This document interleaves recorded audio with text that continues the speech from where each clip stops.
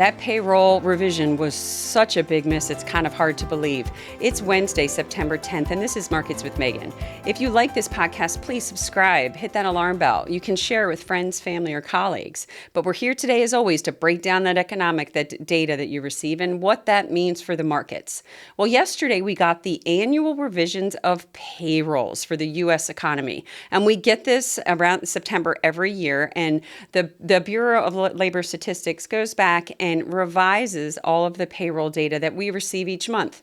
If you've listened to our podcast, you know that first week of every month is a big month for the markets because we get the employment data. And this is also what several economists and the Federal Reserve look at to decide where we are in that labor market and what does that mean for interest rate policy. Well, yesterday we received the annual revision, and we actually created 911,000 less jobs than were originally reported throughout the year. That is the biggest miss since the biggest downward revision that we've seen for an annual basis since the pandemic.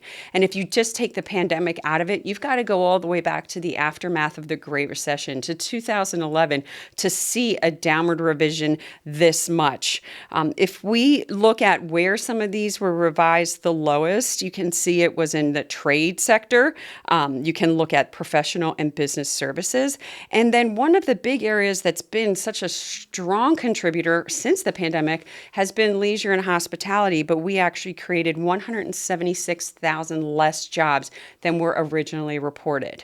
This report is important because we do have the Fed meeting next week, and the Federal Reserve is now, it's 100% probability they'll cut interest rates by 25 basis points because the labor market is much weaker than has been reported. If you take that rolling 12 months, you can see this is at 1.47 million jobs. This does justify the Fed cutting interest rates by 25 basis points. The question is, will they go further and go 50? We still have more inflation data to look at. We'll be back this afternoon with some information out of the producer price index, and then tomorrow we'll get the consumer price index. These two data points will pretty much solidify what the Fed does do at their meeting next week. Thank you very much. And if you want a history of our podcast, you can go to marketswithmegan.fm. Thank you.